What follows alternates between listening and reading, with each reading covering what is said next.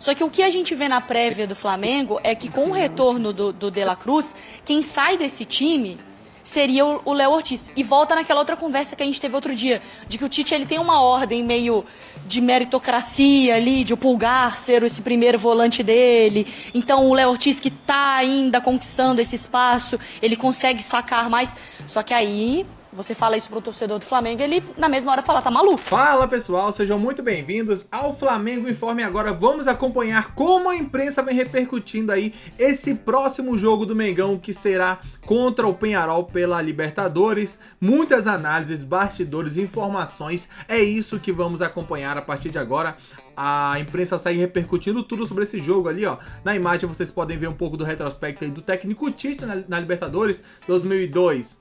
Com o Grêmio, chegou na semifinal, 2003 nas quartas com o Grêmio, aí vem aquela sequência com o Corinthians, né? Em 11 caiu na primeira fase, em 12 foi campeão, em 13 chegou nas oitavas, em 15 também nas oitavas e em 16 também nas oitavas de finais. Dessa vez chegou nas oitavas e agora tá nas quartas de finais, podendo passar para as semifinais já o Mengão, e assim e afunilando cada vez mais. Vamos acompanhar tudo que a imprensa vem repercutindo.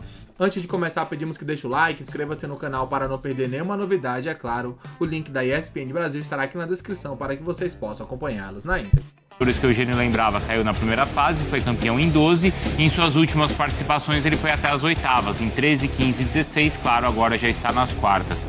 Mari Pereira, eu lembro que na última entrevista do Tite do seu filho, né, o Matheus Bach, foi logo depois do jogo Flamengo e Vasco, e aí o gol do Coutinho no final e tal, e o Matheus falou o seguinte: se o Flamengo mantiver este mesmo desempenho contra o Peñarol, o Flamengo vence o jogo. Você concorda? Pode ser que sim. Pode ser que vença o jogo. O Eugênio trouxe muito bem quais são os pontos ali, né, que compõem uma partida. A qualidade técnica e individual do Flamengo conta muito. Então você pode ter um Bruno Henrique decidindo, você pode ter a volta do De La Cruz, que também pode ser decisiva, você pode ter uma bola aérea com os zagueiros marcando. O Flamengo, na individualidade, tem vários pontos. Gerson tem vários pontos que realmente... Que para mim pode ser crucial. De um Flamengo que, com todas as ausências, mas além disso, é um time que muitas vezes tem uma queda física de um tempo para outro, e isso pode acabar minando muito o lado técnico do Flamengo nessa partida. E sem esquecer de algumas individualidades. O que o Léo Fernandes tem jogado essa Libertadores, ele participou diretamente de metade dos 18 gols do time, dos 16 gols do time na Libertadores. É o líder em assistências da competição, o cara que mais criou chance. Então, às vezes, na saída de contra-ataque, ele pode ser uma grande alternativa para gerar algum lance de perigo para a equipe do Peñarol. Então, imagina um jogo, Flamengo propondo, tendo volume, assim como teve contra o Vasco. Mas pode ser que não seja o suficiente, já que tem um adversário muito organizado e que, como bem lembrou o Eugênio, chega num momento fisicamente muito bom e muito embalado. O Bruno, e chama atenção porque assim, a gente vai lá e elogia o Léo Fernandes jogando muita bola com o Peñarol. Aí quem que a gente tem elogiado, e a gente fez aquela lista outro dia, você lembra, Bruno? Não sei nem se era a Mari que estava com a gente, falando desses personagens principais do Flamengo. Poxa, a gente falou do Gerson, a gente falou do Pedro em um certo momento, Luiz Araújo, agora lesionado, né? Do Pedro também lesionado, Cebolinha, e a gente fala de Léo Ortiz. Só que o que a gente vê na prévia do Flamengo é que com o retorno do De La Cruz, quem sai desse time seria o Léo Ortiz. E volta naquela outra conversa que a gente teve outro dia, de que o Tite ele tem uma ordem meio de meritocracia ali, de o Pulgar ser esse primeiro volante dele. Então o Léo Ortiz, que está ainda conquistando esse espaço, ele consegue sacar mais. Só que aí, você fala isso pro torcedor do Flamengo, ele na mesma hora fala, tá maluco. Você não mexe no Gerson e você não mexe no Léo Ortiz nesse time, Eugênio. Só que o Léo Ortiz entrou no lugar do De La Cruz. Mas ele não pode fazer o primeiro? Pode fazer, mas tem o Pulgar, que é o titular do time. Tem essa ordem, existe essa hierarquia. O Léo Ortiz, ele ainda é uma adaptação. Ele ainda é um zagueiro que está jogando no meio campo, está jogando bem, mas que está jogando no meio campo porque nesse momento, ou até então, não tinha o De La Cruz pronto. Então, no momento que volta o De La Cruz, o óbvio na cabeça de quem está ali, até porque o técnico tem que lidar no dia a dia com o vestiário, né? Tem que lidar com jogadores que são importantes, que têm suas lideranças, que têm as suas importâncias respectivas dentro do dia a dia, porque a temporada não acaba hoje, né? A temporada, é claro, até para o Tite, dependendo do que acontecer, pode acabar. Se não ganhar o jogo, a gente nunca sabe o que acontece. Ainda mais no Flamengo. Eu acho que não vai ser o caso. Mas ele tem que saber lidar com isso no dia a dia, todos os jogadores, não ficar ferindo muito, né, a moral deles. E é natural, é mais fácil o Léo Ortiz entender que, voltou o titular da sua posição, você espera um pouco no banco, vai naturalmente entrar no segundo tempo, normal que entre, porque o De La Cruz dificilmente vai ter condições físicas de atuar por 90 minutos, num jogo que vai exigir intensidade física. Mas você pensa também no seguinte, se a ideia do jogo é um Peñarol recuado e o Flamengo propondo, o De La Cruz tem muito mais argumento. Sim. E o próprio Pulgar tem mais argumento do que o Léo Ortiz para ajudar a chegar na área e fazer gol. Ô Bruno, você tem defendido muito o Tite. Eu quero te ouvir sobre a possibilidade de tirar o Léo Ortiz desse time. Vamos lá. Mas acho que nessa eu... É porque a gente está falando de dois jogadores, Pulgar e De La Cruz, que... Deixa o Léo jogar. Estão jogando muita bola no... Deixa o Léo jogar. Você tira aqui o Pulgar? Tira o Eric. Não, o De La Cruz tem que jogar. Claro, o De La Cruz tem que jogar, a Arrascaeta tem que jogar, o Gerson tem que jogar. Eu ainda não tiraria o Pulgar do time. Não tiraria? Não, eu acho que assim, o que eu concordo muito com o Eugênio que, poxa, ainda mais o Tite, ele sabe muito melhor do que a gente como equilibrar as hierarquias, as vaidades e os relacionamentos que ele tem dentro do grupo. E ele é muito bom nisso e a gente sabe que para uma temporada completa, a temporada é longa, mas o mata-mata é imediato. E o Tite ele já caiu em mata-mata justamente por não ter feito mudanças e já ganhou mata-mata por ter feito mudanças. Mas eu acho que para além disso, eu acho que esse meio de campo do Flamengo, pensando em De La Cruz, ele funcionou durante muito tempo com o Pulgar. Tá. Então a gente ainda não viu o Léo com o De La Cruz. É isso? E eu acho que é um titular de muita qualidade ali, o Pulgar. Então, assim, pode ser um Léo Ortiz também que está crescendo nessa ascensão, sendo importante para o Flamengo. Mas hoje eu ainda mantenho o Pulgar com a volta do De La Cruz. Difícil, hein?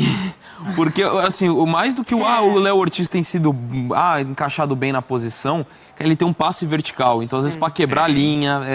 E aí ele se apresenta. Essa construção da De La Cruz oferece isso. Também. Né? Então, por isso que o Pulgar segura. E o Pulgar é um cara que joga de área a área. Então, e o Léo é melhor em bola aérea. Quase fez um gol assim contra o Vasco, e com bola rolando, né? Tô te falando. Pisando na área com o cruzamento do Alexandre. Tá te convencendo, Mário Pereira? Não, ainda não. Eu tô com muita dúvida. Eu acho ainda que eu iria com o Pulgar, mas sinceramente ele pra mim não tem escolha errada aí. Pode ser nossa, tava na cara que tinha que fazer isso. Pode ser questão mas acho que eu iria com o Pulgar mesmo. ainda. O Léo ganhar essa vaga. Mas eu acho que pro torcedor, Bruno... Porque eu penso assim, aí o resultado não rola pro lado do Flamengo ou depois o Tite vai ter que mexer.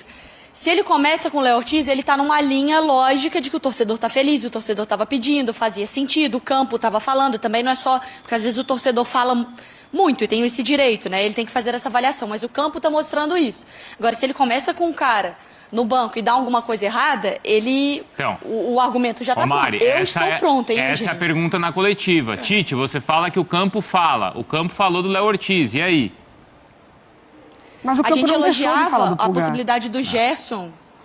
Exatamente, essa é a questão. O Pulgar tá mal, tá jogando mal. Mas o Léo tá jogando mais. O outro tá jogando mais. Mas é exatamente um encaixe. Exato. É que você tem um encaixe, assim... A característica que o Léo Ortiz tem mostrado de muita qualidade da saída de jogo, ela vai ser substituída pelo De La Cruz. É isso. Entendeu? Você tem um meio-campo com um jogador um pouco mais fixo e outro que sai um pouco mais. De La Cruz o Ortiz tem saído um pouco mais, tem mostrado um bom passe e tal, mas essa é a função mais do De La Cruz. Botar dois jogadores que vão sair mais pro jogo, tem que ter alguém que está mais responsável. Eu acho que o Pulgar é mais isso.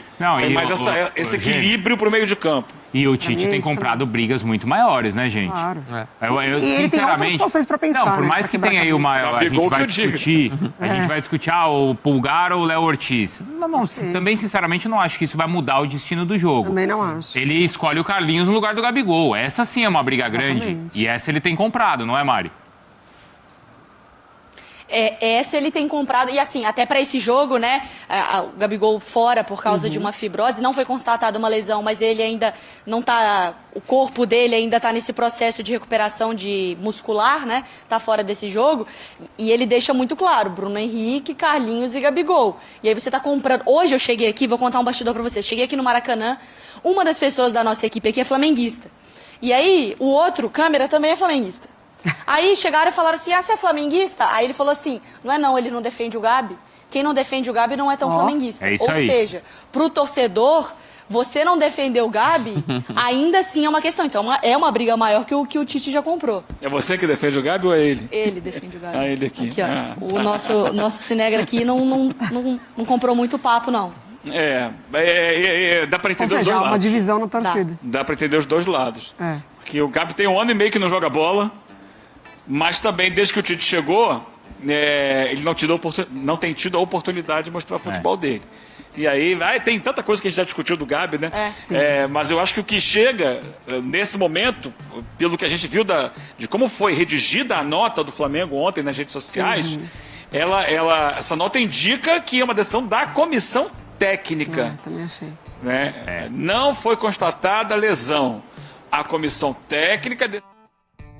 Então tá aí, né, um pouco dessa treta aí, desse debate gigantesco que tem da volta ou não do Gabigol ao Flamengo, né? A gente sabe que é um jogador muito bom, que deu muita alegria pra torcida rubro-negra, porém, que não vem apresentando o melhor futebol nos últimos tempos, né, nos últimos jogos. E com isso, o técnico Tite colocou ele no banco, sacou o Gabriel, toda aquela confusão, e agora o Gabigol não consegue retomar ali um posto de titular nessa equipe rubro-negra, e consequentemente, o Gabriel se tornou a terceira opção, que é triste até para um jogador que tem uma trajetória tão brilhante dentro do clube, mas o que a gente sabe é que o Mengão tá escalado, deixa eu ver se eu lembro de cabeça aqui a escalação, Rossi, Varela, Fabrício Bruno e Léo Ortiz. Na lateral esquerda vai o Alexandro, no meio vem o Pulgar, mais centralizados ali os homens de criação, né? De La Cruz e Arrascaeta. Também tem o Gerson. E talvez jogue com 4-4-2 ou 4-3-3. Se for 4-3-3 é o Gerson na direita, Plata na esquerda e centralizado o BH. Caso contrário, né, é o Gerson um pouco mais recuado, a Arrascaeta um pouco mais enfiado. Nesse caso, jogaria o Plata e o BH um pouco mais à frente ali numa dupla de atacantes. Daqui a pouco voltaremos com mais informações. Diz aí na sua opinião, qual será o resultado do jogo, que é importante saber o que vocês pensam. Um grande abraço e até logo mais. Valeu!